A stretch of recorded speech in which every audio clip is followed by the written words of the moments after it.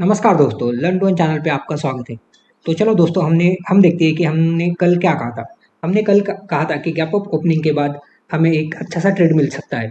क्यों? लेकिन हमें थोड़ा इंतज़ार करना पड़ेगा। गैप अप ओपनिंग के बाद जब भी मार्केट 40,700 के पास आएगा तब हम एक कंसोलिडेशन देख लेंगे या कोई पॉजिटिव कैंडल देख लेंगे। तो एग्जैक्ट हम जैसा बोले थे वैसे ही 40,700 के पास आने के बाद हमें एक पॉजिटिव कैंडल मिली। और मैंने वो हमारे टेलीग्राम चैनल के ग्रुप पे ही भी अपडेट दिया था।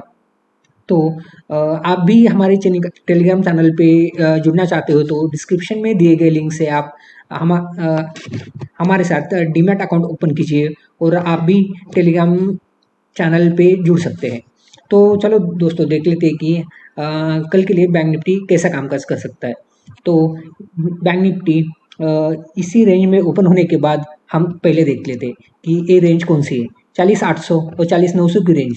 तो 40,800 या 900 में ओपन होने के बाद हम देख लेते हैं कि 40,800 या 900 में ओपन होने के बाद नीचे 40,800 ब्रेक करने के बाद हमें नीचे के टारगेट मिल सकते हैं। तो डाउन साइड के हमारे टारगेट हो गए 40,700, 40,540, 40,700 और 40,540। ये हमारे नीचे के लिए टारगेट हो गए।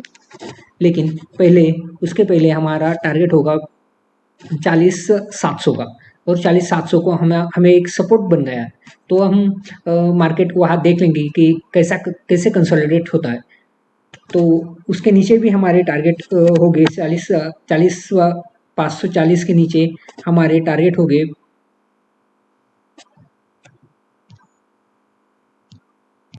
40,460 और 40,280। ये हमारे और भी नीचे के लिए टारगेट हो गए 40,460 और 40,280।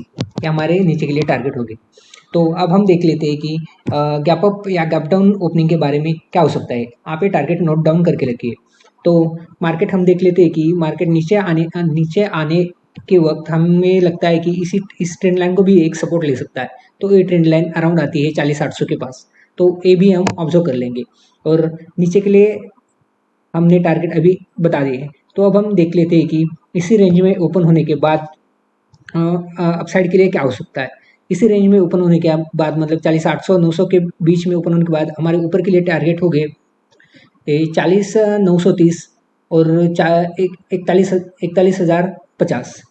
40,930, 41,050 हमारे ऊपर के लिए टारगेट हो गए।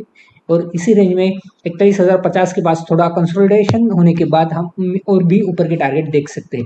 41,230 ये हमारे ऊपर के टारगेट हो गए। और 41,350 ये हमारे ऊपर के लिए टारगेट हो गए। इसी भी हमें 41,350 के पास एक रेजिस्टेंस है। लेकिन ये रेजिस्टेंस पार करने के बाद हमें और भी ऊपर के टारगेट मिल सकते हैं। तो ऊपर के टारगेट हो गए 41,460 और 41,570। 41,570 ये हमारे और भी ऊपर के टारगेट हो गए। तो अब हम देखते हैं कि यहाँ पे टारगेट नोट डाउन करके रखिए। तो अब हम देखते हैं कि गैप डाउन ओपनिंग के बारे में क्या हो सकता है। तो हम एक्सपेक्ट करते हैं कि मार्केट इसी रेंज में मतलब 40,700 के आसपास गैप डाउन हो सकता है।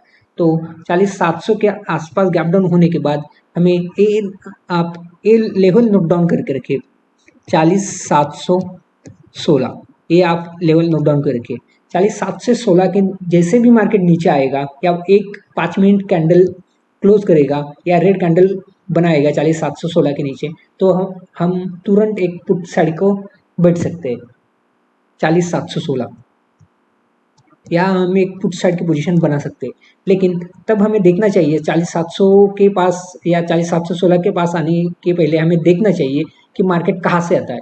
वो मार्केट 41,000 या 41,000 या 41,100 इसी लेवल से आता है। तो ऑलरेडी हमें 300 400 400 500 पॉइंट की यहाँ नीचे डाउन साइड मिलनी होगी।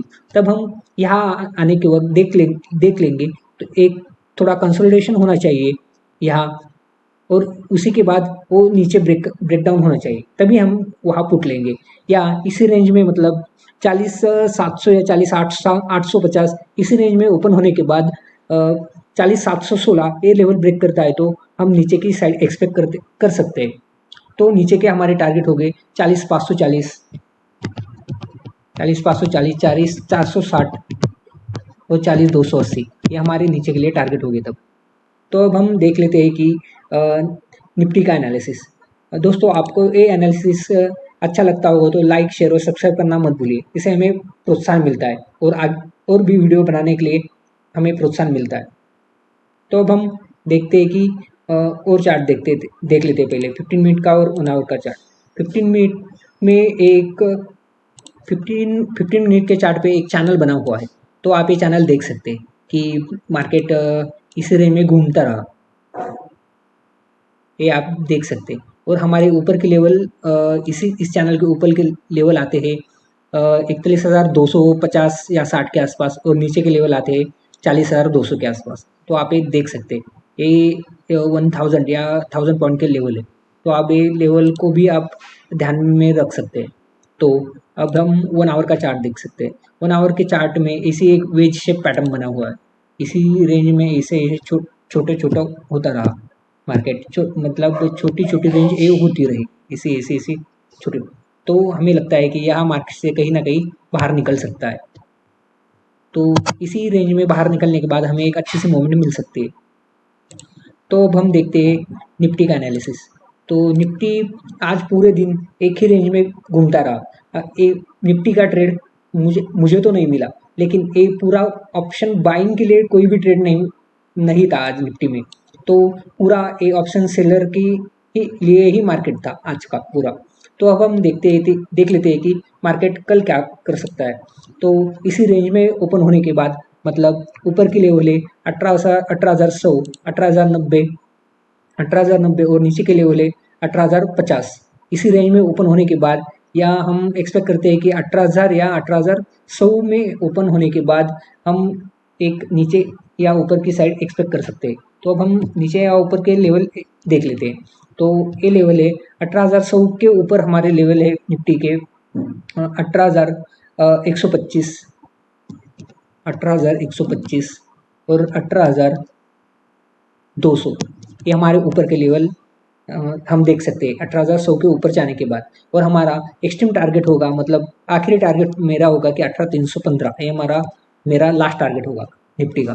तो आप वहाँ 18,315 के पास ये भी देख सकते हैं कि कोई पुट की पोजीशन भी देख सकते हैं, मतलब 18,300 के आसपास जाने के बाद वहाँ हम एक कोई निगेटिव कैंडल देख लेंगे, मतलब इन्वर्टेड हैमर, कोई न्यूट्रल कैंडल या ऐसी कोई कैंडल वहाँ हम देख सकते हैं।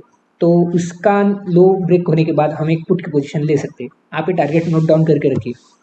तो अब हम देख लेते हैं कि डाउन साइड टारगेट क्या होंगे इसी रेंज में ओपन होने के बाद, मतलब 18,100 और 18,000 में ओपन होने के बाद हमारे नीचे के टारगेट क्या होंगे।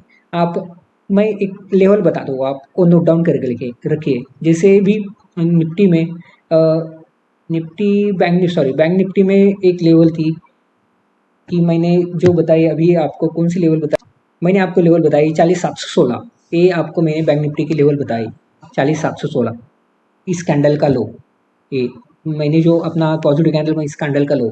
तो वैसे भी निफ्टी में एक लेवल है, तो वो लेवल है कि हम देख सकते हैं 18,016 ये लेवल है। तो हम एक 18,016 ये लेवल नोट डाउन करके रख सकते हैं, क्योंकि इसी के नीचे मार्केट आने के बाद हमें एक डाउन साइड पोजिशन मिल सकती है। तो हमारे डाउन साइड टारगेट हो गए 17,980 और 17,935, 17,980 और 17,935, ये हमारे नीचे के लिए डाउन साइड टारगेट हो गए। तो उसके नीचे भी गए तो 17,890 और 17,850, 17,890 और 17,850, ये भी हमारा एक टारगेट होगा डाउन साइड के लिए। 17,750, 17,700 और 750 में एक स्ट्रॉन्ग सपोर्ट है हमारा, 700 और 750 में एक स्ट्रॉन्ग सपोर्ट है हमारा। आप ये लेवल नोट डाउन कर रखिए। तो अब हम देखते हैं कि मार्केट गैप अप ओपन होने के बाद क्या हो सकता है। तो हम एक्सपेक्ट करते हैं कि मार्केट डायरेक्टली 18,200 या 160, 170 के पास गैप अप ओपन हो सकता है।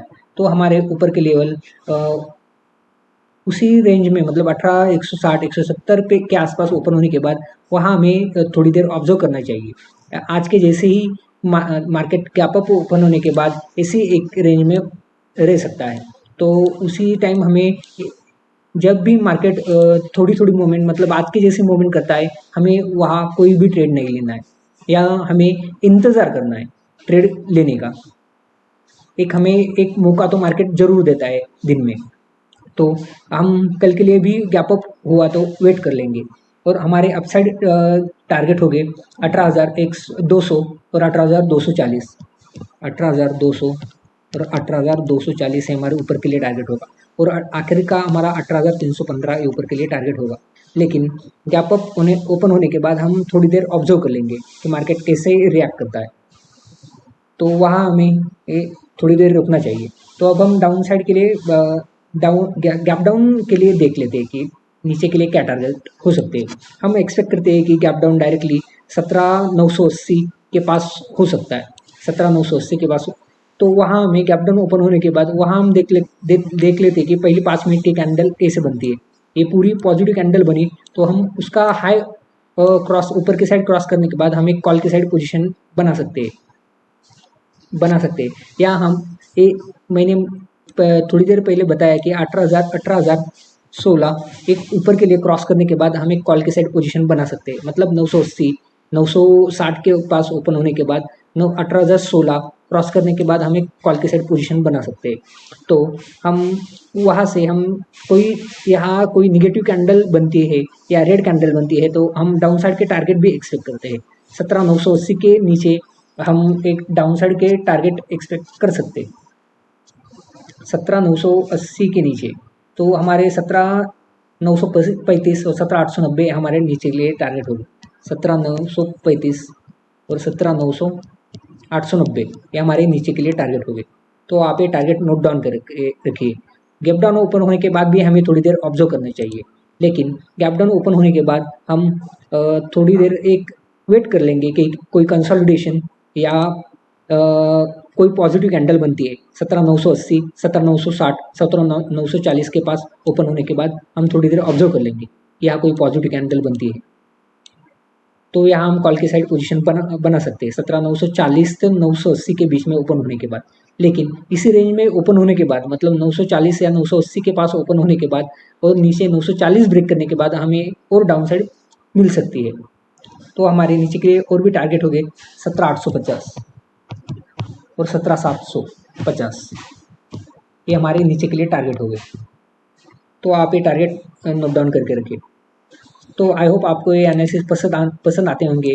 आपको अच्छा लगा तो लाइक शेयर और सब्सक्राइब करना मत भूलिए। थैंक यू दोस्तों।